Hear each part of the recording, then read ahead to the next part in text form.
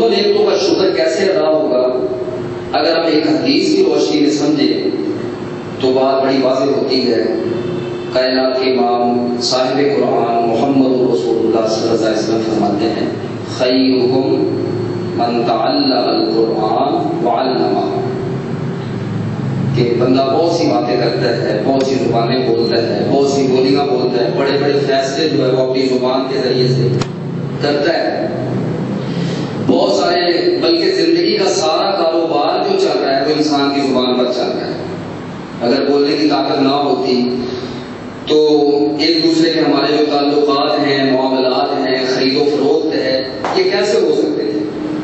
جتنا کوئی انسان اچھا بولتا ہے اتنا ہی وہ دنیا میں کامیاب زیادہ ہوتا ہے، اور بہترین کامیاب قسم کے جو لوگ ہیں، بہترین قسم کی جنہوں نے کامیابی حاصل کی ہے بالخصوص ہماری کاروباری زندگی میں، بزنس میں، تو ہم دیکھتے ہیں کہ جن خصوصیات کی بنا پر وہ دوسروں سے آگے ہوتے ہیں، ان میں ایک خصوصیت، ایک سکل، ایک مہارت ان کی یہ ہوتی ہے کہ وہ دوسروں سے اچھا بولنا جانتے ہیں۔ جتنا بھی اچھی ڈیلنگ کرتا ہے اتنا ہی اس کا کاروبار بہترین ہوتا ہے۔ تو یہ اللہ سبحانہ و تعالیٰ کی اتنی عظیم نعمت ہے کہ دنیا کا سارا کاروبار اگر ہم کہیں تو وہ انسان کی زبان پر چلتا ہے، تو اس زبان کا بھی شکر ادا کرنا ہے، قوت گویائی کا بھی شکر ادا کرنا ہے۔ اس کا بہترین حل کیا ہے؟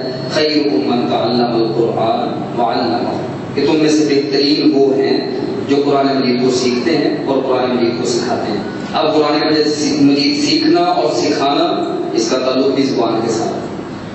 کسی کو قرآن مجید پڑھنے کے لیے قائد کر دینا، اس کا ذہن بنا دینا، یہ بھی قرآن مجید سیکھنے اور سکھانے کے زمرے میں آتا ہے۔ جیسا کہ اسلام کی خوبیوں میں سے ایک خوبی یہ ہے کہ من دل علی خیر فلہ مثل اجر فاعلہ، یہ اسلام کی خوبی کہ جو شخص کسی کو نیکی کی رہنمائی کرتا ہے کہ یہ نیکی کرو، اللہ سبحانہ و تعالیٰ جتنا نیکی کرنے والے کو اجر دیتے ہیں اتنا ہی نیکی کی رہنمائی کرنے والے کو بھی اجر عطا فرماتے ہیں۔ اور اللہ کی مہربانی کی یہ انتہا ہے کہ اللہ نہ اس کے اجر میں کمی کرتے ہیں اور نہ اس کے اجر میں کمی کرتے ہیں، کسی کے اجر میں کمی کیے بغیر۔ یہ نہیں ہے کہ اس نے چونکہ دعوت دی تھی، یہ دعوت نہ دیتا تو کیوں آتا، لہٰذا آدھا اجر اسے ملے گا اور آدھا اجر تجھے ملے گا۔ اللہ کا کیسے ہے؟ تجھے آنے کا اجر اور اسے تجھے لانے کا اجر، اللہ نے دونوں کو برابر کا اجر عطا فرمایا۔ تو خیرکم من تعلم القرآن وعلمہ، اس میں قرآن مجید کی تعلیم اللہ سبحانہ و تعالیٰ نے جو ہمیں کچھ نہ کچھ عطا فرمائی ہے اس کو آگے پھیلانا، یہ بھی شکر کی ایک قسم ہے۔ اور ایسی مجلسیں قائم کرنا کہ جس میں قرآن و حدیث کی بات ہو، اللہ اپنی زبان سے قرآن و حدیث کی باتیں کرے، قرآن لوگوں کو سکھائے، قرآن مجید کی طرف دعوت دے، قرآن مجید کی طرف لے کر آئے، یہ ہماری جو قوت بیان ہے اس کا ایک طرح سے یہ شکر ادا ہو۔